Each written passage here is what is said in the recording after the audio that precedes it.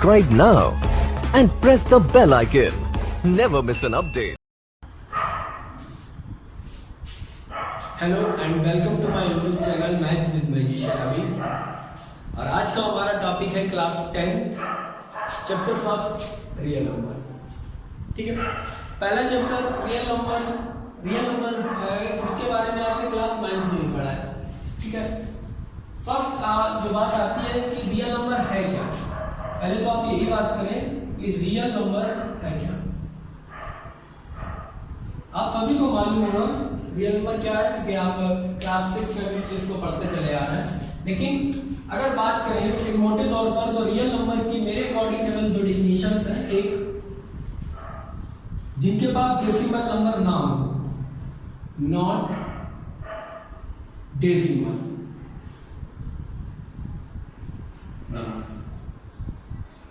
ठीक है, और डेसिमल नंबर।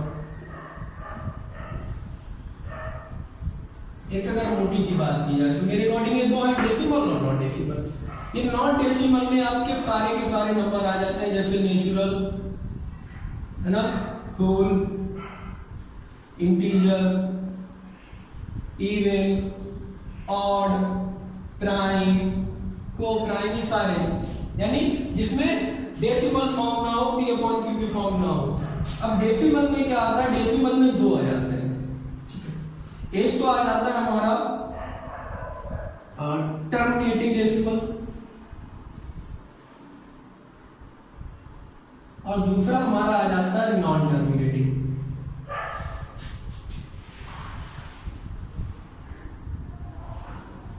ठीक है, नॉन टर्मिनेटिंग में भी आते हैं non terminating repeating, non terminating but repeating, और दूसरा इसमें आता है non terminating and non repeating, non repeating. Terminating का मतलब जो पॉइंट के बाद खत्म हो जाते हैं, जैसे 1.50। नॉन टर्मिनेटिंग का मतलब जो खत्म नहीं होते हैं, ठीक है, इनका अंत नहीं होता होगा, तो होते हैं कि नॉन टर्मिनेटिंग बट रिपीटिंग, जैसे 1.3333, तो हम क्या करते हैं 3 के ऊपर बार लगा देते हैं। Non terminating and non repeating ऐसे जो ना तो रिपीट करते हैं ना टर्मिनेट करते हैं, जैसे पाई की वैल्यू 3.1415 एंड 4 है ना, √2 की वैल्यू 1414 समथिंग, ठीक है, √3 की वैल्यू 1.732, ठीक है, ई एक वैल्यू होती है, ई की वैल्यू 2.7182 समथिंग। तो ठीक है, ये ऐसी वैल्यू है जो ना तो टर्मिनेट होती है डेसिमल पॉइंट के बाद और ना ही उनका पॉइंट रिपीट करता है। ठीक है, इन सारी वैल्यू को टर्मिनेटिंग और नॉन टर्मिनेटिंग बट रिपीटिंग, इन सबको जो है हम रेशनल नंबर बोलते हैं, रेशनल नंबर बोलते हैं। और ये जो non terminating non repeating number है, इनको हम लोग इर्रेशनल नंबर बोलते हैं। इतना आप लोगों को पता होगा। इसके बारे में भी इस चैप्टर में थोड़ी चर्चा होगी आगे चल के, रेशनल और रेशनल नंबर के बारे में। तो रियल नंबर आपको समझ में आया, रियल नंबर क्या होता है, वो सारे के सारे नंबर जो चाहे रेशनल हो या इर्रेशनल हो, चाहे डेसिमल में हो चाहे नॉन डेसिमल में हो, सारे के सारे नंबर रियल नंबर में होते हैं। अब इस रियल नंबर चैप्टर में जो हम लोग पढ़ेंगे, तो पहला हमारा टॉपिक है Euclid division lemma. Euclid division lemma, Euclid division lemma में, यूक्लिड डिवीजन तो आप समझ रहे हैं, डिवीजन करना है, यूक्लिड एक मैथमेटिशियन है, उनका नाम है। और लेमा का मतलब क्या होता है, तो लेमा का मतलब होता है, लेमा क्या होता है कि लेमा होता है, lemma is a proving statement, एक प्रूव की हुई स्टेटमेंट है, प्रूव की हुई बात, जिसको हम किसी दूसरे स्टेटमेंट को प्रूव करने के लिए यूज करते हैं। ठीक है, अगर इसको एक डिफिनेशन के तौर पर बोले तो lemma is a proving statement which is used to proving another statement, दूसरे स्टेटमेंट को प्रूव करने के लिए इसका प्रयोग जो है किया जाता है। तो हम सीख भी सकते हैं, lemma is a proven statement which is used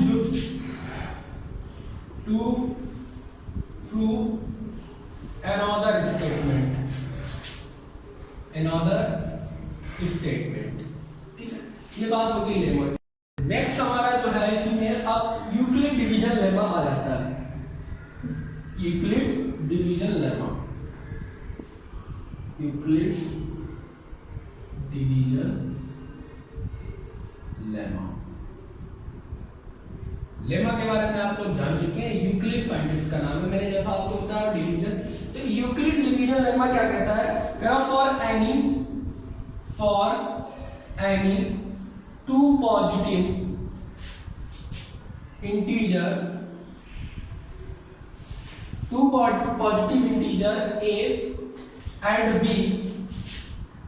A and B, there exists unique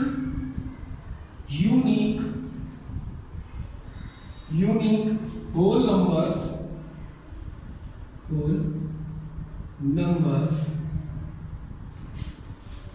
Q and R such that A equal to BQ plus R, where R is greater than or equal 0 and less than B। बस इतना ही Euclid division lemma है। क्या करता है Euclid division lemma, for any two positive integer, क्योंकि हमारा जो ये यूक्लिड डिवीजन है ये ध्यान रखिएगा पॉजिटिव इंटीजर्स पर अप्लाई होगा। For any two positive integer A and B there exist, जो एग्जिस्ट करती हैं आपस में, डिवाइड करने से क्या होता है कि unique whole number Q and R लेते हैं such that A equal to BQ plus R। इसको हमने छोटी क्लास में पढ़ा दी है। A को हम बोलते हैं डिविडेंड, B को हम लोग बोलते हैं डिवाइजर, Q को हम लोग बोलते हैं कोशेंट और R हम लोग बोल देंगे रिमाइंडर। तो ये हम लोग छोटी क्लास में भी इस फार्मूले को पढ़ा है कि dividend equal to divisor into quotient plus remainder. और जो हिंदी मीडियम के कुछ बच्चे हैं उन्होंने ऐसे पढ़ा होगा, भाज्य बराबर भाजक गुणे भागफल प्लस शेष, उन्होंने कुछ ऐसे इसको पढ़ा होगा। तो यूक्लिड डिवीजन लेमा कहता है for any two positive integer A and B there exist unique whole number A और B और यानी Q और R यूनिक नंबर मिलेंगे जो आपस में रिलेट नहीं करेंगे, तो हमारा फार्मूला बनेगा dividend equal to divisor into quotient plus remainder. ठीक है, इसी के नेक्स्ट जो है हमारा टॉपिक आता है एल्गोरिथम। नेक्स्ट हमारा टॉपिक आएगा एल्गोरिथम। एल्गोरिथम क्या है? एल्गोरिथम मैं बता देता हूं। एल्गोरिथम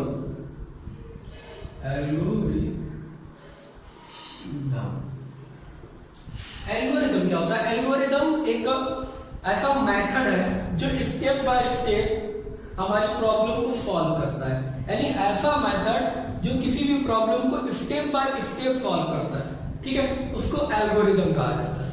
ठीक है, तो an algorithm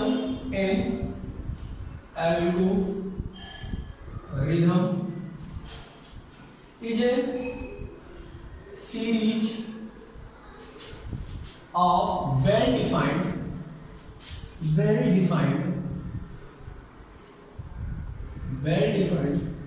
states which gives a method for solving a certain types of problem,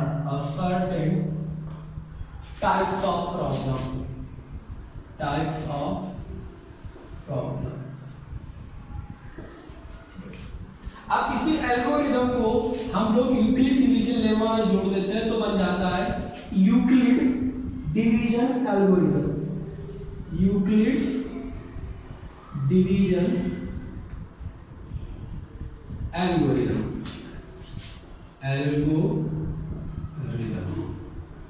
Euclid division algorithm क्या कहता है? यूक्लिड डिवीजन एल्गोरिदम कहता है कि it is a technique to complete the HCF। ठीक है, तो मतलब HCF को पता करने के लिए हम इस मेथड का, इस एल्गोरिदम का प्रयोग करते हैं। यानी यूक्लिड डिवीजन एल्गोरिदम में हम क्या पता करेंगे?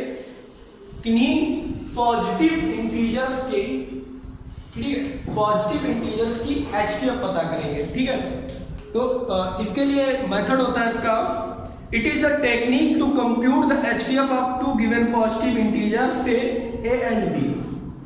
A और B जो यहाँ पर मैंने लिखा हुआ था कि A और B लेमा में लिखा हुआ था, तो A और B दो अगर पॉजिटिव इंटीजर है और A is greater then B है, तो इन दोनों का HCF फाइंड आउट करने के लिए हम लोग यूक्लिड डिवीजन एल्गोरिदम का प्रयोग करते हैं। क्लियर है? यूक्लिड डिवीजन एल्गोरिदम का प्रयोग करने के लिए हम सबसे पहले क्या करते हैं? यूक्लिड डिवीजन एल्गोरिदम में, इस एल्गोरिदम के अकॉर्डिंग हम A और B, A क्योंकि B से बड़ा है तो हम A से B को डिवाइड, यानी A को B से डिवाइड करते हैं, तो A equal to BQ plus R के अकॉर्डिंग हमारी जो कंडीशन बनती है, जहां R जो है वो ग्रेटर देन 0 और लेस देन B होता है। क्लियर है? ये हमारी फर्स्ट स्टेप होती है। अब जब हम इसको डिवाइड करते हैं तो मेरे पास कुछ कोशेंट आता है, कुछ रिमाइंडर आता है। अगर मेरा रिमाइंडर 0 हो जाता है, if R equal to 0, then अगर R इक्वल टू 0 हमारा R इक्वल टू 0 हो जाता है तो B हमारा क्या है? B is HCF, highest common factor बन जाता है। हाईएस्ट कॉमन फैक्टर बन जाता है।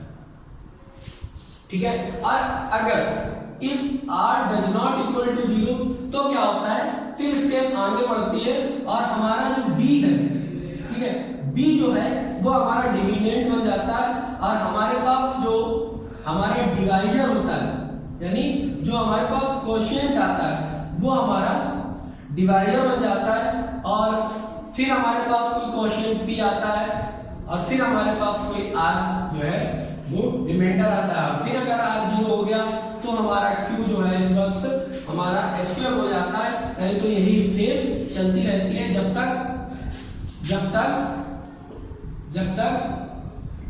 R इक्वल टू 0 ना हो जाए। ठीक है, R इक्वल टू 0 ना हो जाए तब तक ये स्टेप चलती रहती है। अब भाई हम एक एग्जांपल की मदद से आपको समझाने की कोशिश करेंगे तो आपको अच्छे से समझ में आएगा। उससे पहले वीडियो को पॉज करके सब कुछ नोट कर लीजिए। तो देखिए हमारा क्वेश्चन है कि use Euclid division algorithm to find the HCF of 272 and 1032। तो अगर आप देखेंगे इसका सॉल्यूशन मैं लगा रहा हूं, देखिए 1032 इज ग्रेटर देन 272, यानी ये बड़ा और ये छोटा है। दैट मींस ये हमारा डिविडेंड होगा और ये हमारा डिवाइजर होगा। तो सबसे पहले आप यहाँ पर एक देख लीजिए 1032 और इसको आप डिवाइड करेंगे 272 से। तो फर्स्ट जो आपका स्टेप होगी तो आप देखिए कितनी बार जाएगा, 2 3 6 2 4 8 4 ज्यादा हो जाएगा, 3 बार करके देखिए तो 3 दूनी 6, ठीक है, 3 दूनी 6, कितना बचा हमारे पास? एक भी नहीं, 3 7 जा 21, यानी कि 8 16। अब 8 16 से इसको डिवाइड करिए तो 12 से 6, ये 6 बचा, ये रह गया 12 से 1 जाएगा तो यानी 2 से बन गया 1, ये 116 नहीं, ये भी 8 है, यानी 216 यहाँ पे बचेगा। अब 216 देखिए यहाँ पर R इक्वल टू यानी रिमाइंडर जो है वो 0 नहीं आया, तो फर्स्ट स्टेप जो हमारी लिखी जाएगी बाई क्योंकि 132 इज ग्रेटर देन 272 है, तो वी डिवाइड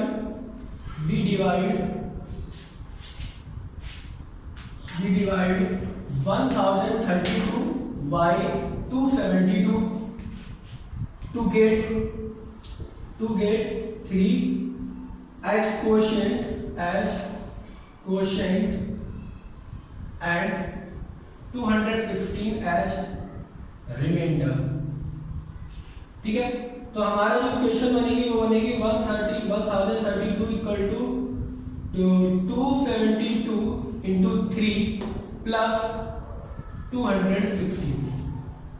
ठीक है, अब जीरो नहीं आया तो ये हमारा जो है ये डिवाइजर बन जाएगा, और ये जो है हमारा डिविडेंड बन जाएगा। यानी जो डिवाइजर था वो डिविडेंड बन जाएगा और जो रिमाइंडर आया वो डिवाइजर बन जाएगा। ठीक है, ये बहुत ध्यान से आप समझिए, अगर आगे रिमाइंडर जीरो नहीं आता है तो जो रिमाइंडर आया वो डिवाइजर बन जाएगा और जो डिवाइजर था वो हमारा डिविडेंड बन जाएगा। अब सेकंड स्टेप हमारी होगी, तो सेकंड स्टेप हमारी फिर से इसको डिवाइड करेंगे, since the remainder 216 does not equal to 0, we divide 272 by 216 and to get 1 as quotient and 56 as remainder। देखिए, अगर आप 1 टाइम्स करेंगे तो 1 और ये हो जाएगा 216, 12 में से 6 गया 6 और यहाँ हो गया 27 में से अगर 21 जाएंगे तो ये बचेगा, 26 रहेगा, तो 26 में से हमारे 21 जाएंगे 5। ठीक है, 56 हमारा रिमाइंडर आया, फिर जीरो नहीं आया तो फिर हम क्या करेंगे, ये हमारा डिवाइजर बन जाएगा फिर से। ठीक है, ये हमारा डिवाइजर बन गया और ये हमारा जो डिवाइजर था वो क्वोशिएंट बन गया। ठीक है, इस स्टेप को आप इस तरीके से लिख सकते हैं, 272 इक्वल टू 216 इंटू 1 प्लस 56, ये आपकी सेकंड होगी, ये फर्स्ट है। थर्ड फिर आप ऐसे ही करेंगे और ये आप लिख लीजिएगा, तो 56 को डिवाइड करिए कितनी बार जाएगा, 4 में कितनी बार जा पाएगा, तो 3 6 जा 18, कैरी फॉरवर्ड 1, 3 5 जा 15 और 16 168, 16 में से 8 जाएंगे 8 और ये रहेगा 20 में से 16 गए 4, 48। अब ये 48 जो है हमारा बचा हुआ है, ये 48 हमारा फिर डिवाइजर बन जाएगा और 56 हमारा क्वोशिएंट बन जाएगा। यानी थर्ड जो स्टेप है 216 इक्वल टू 56 इंटू 3 प्लस 48, ये हमारी थर्ड बन जाएगी। फिर से डिवाइड करेंगे तो 48 बन जाएगा 48, कितना बचेगा आपका, ये 6 और 8 बच जाएगा और 8 फिर आगे इक्वल टू 0 नहीं है तो 8 हमारा फिर डिवाइजर बन जाएगा और 48 हमारा क्वोशिएंट बन जाएगा, सॉरी डिविडेंड बन जाएगा। 8 को फिर हम डिवाइड करेंगे, यानी हमारी फोर्थ जो स्टेप बनी है वो बनी 56 इक्वल टू 48 इंटू 1 प्लस 8, ये हमारी फोर्थ स्टेप बन गई। अब इसको फिर से डिवाइड करेंगे तो 8 5 जा 40, 8 6 जा 48, तो पूरा डिवाइड 8 से चला गया, रिमाइंडर जो है वो 0 हो गया हमारा। जब भी रिमाइंडर हमारा 0 हो जाए यानी r इक्वल टू 0 हो जाए तो जिससे मैंने डिवाइड दिया था वही डिवाइजर हमारा HCF हो जाता है। ठीक है, तो 48 इक्वल टू 6 इंटू 8 यानी 8 इंटू 6 प्लस 0। अब 0 आ गया तो हमारा जो एक डिवाइजर था HCF ऑफ 132 एंड 272 इज 8, तो HCF हमारा वही डिवाइजर आएगा। अब देखिए 48 और 8 इसका डिवाइजर 8 है, 56 और 48 इन सबका डिवाइजर 8 है। 48 इंटू 8 का HCF 8 आएगा। ठीक है, 56 48 का HCF 8 आएगा, 216 56 का डिवाइजर HCF 8 आएगा, 272 216 जो हमारा हाईएस्ट कॉमन फैक्टर है 8 आएगा, ठीक है। 272 और 1032 इसका भी जो HCF आएगा वो 8 आएगा। तो ये HCF निकालने की टेक्निक है, यानी सबसे पहले आप दोनों नंबर्स में पता करेंगे कौन सा नंबर बड़ा है, उसके बाद छोटे नंबर से बड़े नंबर को डिवाइड करेंगे, ठीक। डिवाइड करने पर आपके पास जो रिमाइंडर आएगा, अगर रिमाइंडर 0 आता है तो डिवाइजर आपका HCF हो जाएगा, अगर रिमाइंडर 0 नहीं आता है तो वो डिवाइजर बनता है, यानी जो रिमाइंडर आया वो डिवाइजर बनता है, और जो आपका डिवाइजर था वो आपका डिविडेंड बनता है। फिर आप वही काम करेंगे, फिर से डिवाइड करेंगे, फिर देखेंगे रिमाइंडर 0 आया कि नहीं, अगर रिमाइंडर 0 आ जाता है तो HCF, अगर नहीं आया तो फिर से वो डिवाइजर बन जाएगा रिमाइंडर, और जो आपका डिवाइजर था वो डिवाइडेड बनता है। ऐसे हम करते करते तब तक चलेंगे जब तक R हमारा यानी हमारा रिमाइंडर 0 ना आ जाए, जहां पर आ गया वही हमारा डिवाइजर जो है वो HCF हो जाता है। तो for post video and note it down. Next हमारा क्वेश्चन है क्या, so that every positive integer of the form 2m and that every positive odd integer is the form 2m plus 1 where m is some integers, ठीक है। और अगर आप मेरे video पे नए हैं तो वीडियो को शेयर करिए, सब्सक्राइब करिए चैनल को और बेल आइकन को दबा के ऑल पे क्लिक करिए, जिससे सारी वीडियो आपको सबसे पहले मिलती रहे। तो अब क्वेश्चन पे हम लोग चलते हैं। क्वेश्चन आपने पढ़ लिया तो कह रहा है पॉजिटिव इंटीजर जो है वो 2m की फॉर्म में, और पॉजिटिव ऑड इंटीजर जो है यहाँ पर पॉजिटिव इवन लिख लीजिए, पॉजिटिव इवन इंटीजर वो 2m की फॉर्म में रहेगा, और पॉजिटिव ऑड इंटीजर जो है वो 2m plus 1 की फॉर्म में है where m is a some integer. तो देखिए क्या लिखेंगे, सबसे पहले आप लिखेंगे let n be an arbitrary n be an arbitrary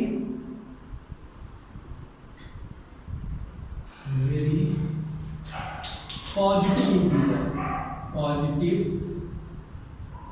integer क्या है, पॉजिटिव इंटीजर है और उसको डिवाइड किया जा रहा है on dividing,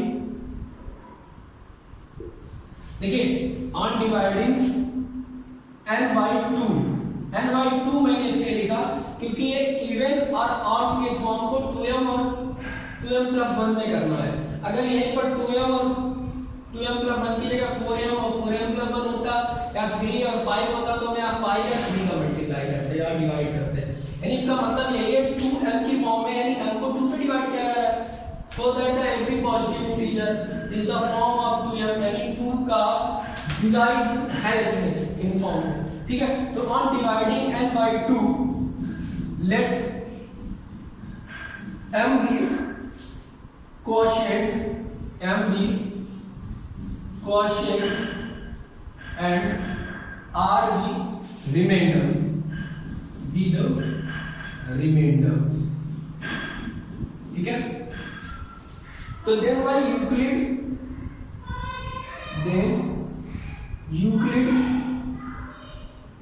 Euclid's division lemma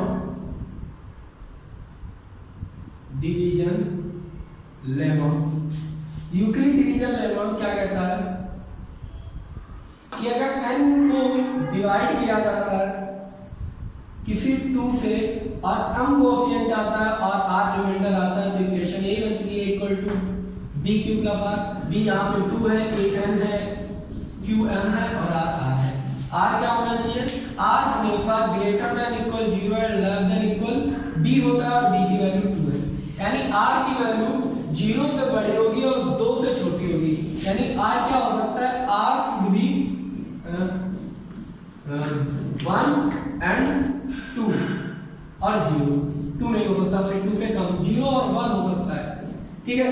तो फर्स्ट केस हमारा जो बनता है केस फर्स्ट, तो n equal r equal to 0 रख देंगे तो 2m प्लस 0 यानी n इक्वल टू 2m, ठीक है। और केस 2 जो बनता है वहां r इक्वल टू 1 रखेंगे तो n equal to 2m plus 1। तो यहां से आप साफ देख सकते हैं कि n इक्वल टू 2m और n equal to 2m plus 1 आया, जिस case n is clearly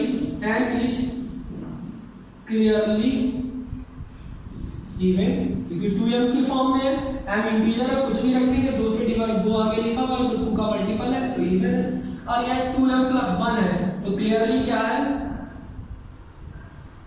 clearly n is odd,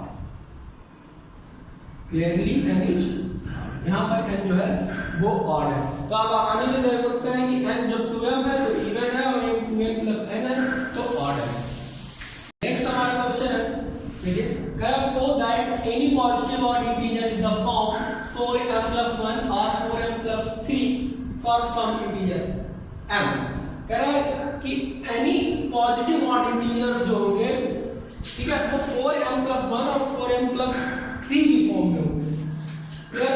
तो सबसे पहले लिखिए let n be a arbitrary positive integer, ठीक है, n जो है वो आर्बिट्ररी पॉजिटिव इंटीजर है और ऑन डिवाइडिंग n by 4, अगर n को 4 से, क्योंकि मैंने आपको बताया कि 2m में बताया था, तो अगर 2m है या 2m से 2 के मल्टीपल है तो 2 का डिवाइड, 4 है तो 4 का, 5 है तो 5 का, तो on dividing n by 4 let m be the quotient and r be the remainder, ठीक है, r जो है वो रिमाइंडर है और m क्वोशिएंट है, ठीक है। तो by Euclid division lemma, Euclid division lemma के अकॉर्डिंग m जो होगा हमारा वो 4m प्लस r की फॉर्म में होगा, ठीक है, where r is greater than equal 0 and less than, तो r क्या हो सकता है, r could be 0 1 2 and 3, ठीक है। तो केस फर्स्ट जो हमारा बनेगा, केस फर्स्ट हो सकता है कि r इक्वल टू 0 तो n इक्वल टू 4m होगा, ठीक है। Case second r equal to 1 हो सकता है तो n equal to 4m plus 1 होगा। केस 3 r इक्वल टू 2 हो तो n equal to 4m plus 2 हो सकता है, और केस फोर्थ जो होगा वो r इक्वल टू 3 हो सकता है तो n equal to 4m plus 3। Clear? यही 4 केस हो सकते हैं। अब देखिए n इक्वल टू 4m, अब 4m क्या ऑड है, क्योंकि 4 लग गया, m कोई भी पॉजिटिव इंटीजर हो तो n इवन होगा, ठीक है, n हमेशा क्या होगा, इवन होगा। क्लियरली n इज इवन, यहां पर 4m प्लस 2, यहां भी n इज इवन, कि 4m प्लस 2 n की वैल्यू 1 रखें तो 6 माइनस 1 रखें तो 2, यानी इवन नंबर आएगा, ऑड नहीं आएगा, क्योंकि 4m प्लस 2 और 4m क्या है, इवन नंबर है, ठीक है। आप नीचे लिख भी सकते हैं because 4m and 4m plus 2 is even number, even positive integer, ठीक है। अब देखिए अब क्या हो सकता है, n equal to 4m plus 1 ये ऑड हो सकता है, क्लियरली n इज ऑड है यहाँ पे, और यहाँ पर भी क्लियरली क्या है, क्लियरली n इज ऑड, ठीक है। तो हमारा जो भी ऑड पॉजिटिव इंटीजर बनेगा, ठीक है, वो किस फॉर्म में होगा, any positive integer, any positive integer is in the form of 4m plus 1 और 4m प्लस 3, इन्हीं की फॉर्म में हो सकता है 4m और 4m+2 की फॉर्म में नहीं हो सकता। ठीक है, नेक्स्ट जो हमारा क्वेश्चन है, नेक्स्ट क्वेश्चन है हमारा, a fruit seller has 240 काजू बर्फी and 130 बादाम barfi. She want to stack them in such a way that each stock has the same number and they take up at least area. यानी कहने का मतलब उसके पास 420 जो है काजू की बर्फी और 30 बादाम की बर्फी है, वो चाहता है एक ट्रे में इसको लगाएं तो नंबर ऑफ रो जितने हो उतनी नंबर ऑफ कॉलम्स बने। कहने का मतलब ये और सबसे कम एरिया के what is the maximum number of barfi that can be placed in each stock, यानी हर स्टॉक में कितनी, यानी हर एक लाइन में कम से कम ज्यादा से ज्यादा कितनी जो है बर्फी रखी जा सकती है। तो यहाँ मैक्सिमम नंबर ऑफ बर्फी कहा गया, दैट मींस इस लाइन को आप समझिएगा, मैक्सिमम नंबर ऑफ बर्फी, ठीक है, यानी एक ट्रे है, ठीक है, इसमें आपको बर्फी प्लेस करनी है, तो मैक्सिमम कितने की स्टॉक बनाई जा सकती है, ठीक है, जिससे एरिया कम से कम हो और बर्फी जो है वो ज्यादा से ज्यादा एक स्टॉक में रखी जा सके। तो ऐसे में हमें सबसे पहले क्या निकालना होगा, सबसे पहले हमें फाइंड करना होगा HCF, ठीक है, फाइंड HCF ऑफ 420 एंड 130। अब देखिए फॉर दिस, इसके बाद क्या है, can be place in each stock for this purpose, इसके लिए तो एक फ्रूट सेलर क्या करेगा, फाइंड HCF ऑफ 420 एंड 130। अब क्या बड़ा है, तो 420 इज ग्रेटर देन 130, क्लियर, ये बड़ा है। अब आप इन दोनों का जब HCF निकालेंगे तो 420 बाई 130 डिवाइड करिए 39, ठीक है, तो 390 बचेगा कितना, 30 को फिर 130 से, यानी ये कंडीशन हो जाएगी 420 इक्वल टू 130 गुणे 3 प्लस 30, ठीक है। नेक्स्ट हमारी होगी 130, तो 30 की 90, 30 को 120, 10 बचा, यानी ये कंडीशन बन जाएगी 130 इक्वल टू 30 इंटू 4 प्लस 10, ये तुम्हारी आपकी कंडीशन बन जाएगी 33 या 30, जीरो आ गया, जब जीरो आ जाता है तो वही डिवाइजर हमारा HCF होता है, ठीक है, तो हमारा 30 इक्वल टू बनेगा 3 इंटू 10 इंटू 3 प्लस 3 इंटू 10 लिख दीजिए, 3 इंटू 10 प्लस 0, तो ये हमारा 10 क्या है, 10 हमारा HCF है, HCF ऑफ 420 एंड 130, तो दैट मीन्स क्या करें, number of barfis can be placed in each stock, so number of barfi in each stock is 10, ठीक है, या शुड बी 10, शुड बी 10, 10 होनी चाहिए, ठीक है। अगर 10 है तो हमारे पास सब ज्यादा से ज्यादा बर्फी आ जाएंगी और उनके जो स्टैक है वो कम एरिया लेंगे, ठीक है। Pause the video and note it down. Next हमारा जो क्वेश्चन है वो कह रहा है use in Euclid division lemma, Euclid division lemma का उपयोग करते हुए so that the cube of any positive integer is of the form 9m और 9m+1 और 9m+8 for some integer m, कुछ किसी भी इंटीजर पॉजिटिव इंटीजर m के लिए बताइए कि जब किसी भी पॉजिटिव इंटीजर्स का क्यूब होगा तो 9m 9m+1 और 9m+8 की फॉर्म में आएगा। तो देखिए सबसे पहले आप लिखेंगे let n v an arbitrary constant,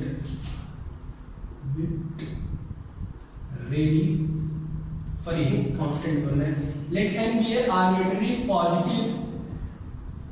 positive integer, ठीक है, एक पॉजिटिव इंटीजर है एंड ऑन डिवाइडिंग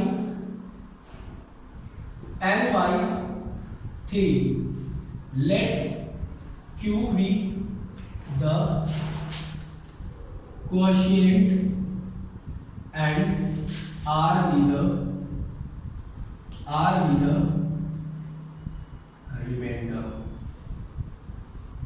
अब फिर आपका क्वेश्चन आया होगा कि सर आपने तो बताया था जितने का मल्टीप्लाई उतने का करें, तो आपने ये बात को पढ़ा नहीं। इसने कहा है कि क्यूब ऑफ वाली पॉजिटिव इंटीजर, वहां केवल पॉजिटिव इंटीजर लिखा होता था 2m 3m 4m लिखा होता, लेकिन यहाँ cube of any positive integer, तो आप ये सोचेंगे किसका जो स्क्वायर किसका क्यूब 9 होता है, ठीक है। तो 9 किसी का क्यूब नहीं होता लेकिन स्क्वायर होता है 3 का, इसलिए 3 का डिवाइड करेंगे, जिससे जब हम दोनों साइड इसको क्यूब करें तो मेरे पास जो नंबर आए वो 9 का मल्टीपल आ रहा है, ठीक है।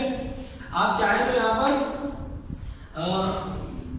क्यूब यहाँ पर 27 भी आ सकता है, 27 भी आ सकता है, ठीक है। लेकिन यहाँ पर on dividing by n by 3 let q is the quotient and r is the remainder, ठीक है। क्योंकि यहाँ पर cube of any positive integer कहा गया, तो आप जब इसका नंबर्स का हम क्यूब करेंगे, अपनी यूक्लिड फॉर्म का इक्वेशन का क्यूब करेंगे, तो हमारे पास 9 की फॉर्म में आ जाएगा, ठीक है। अगर केवल हम 9 का मल्टीप्लाई करेंगे तो हमारे पास बहुत सारे नंबर्स आ जाएंगे, क्लियर है, ज्यादा हमें कैलकुलेशन करनी पड़ेगी। तो देखिए जब आप ऐसा करेंगे तो बाय यूक्लिड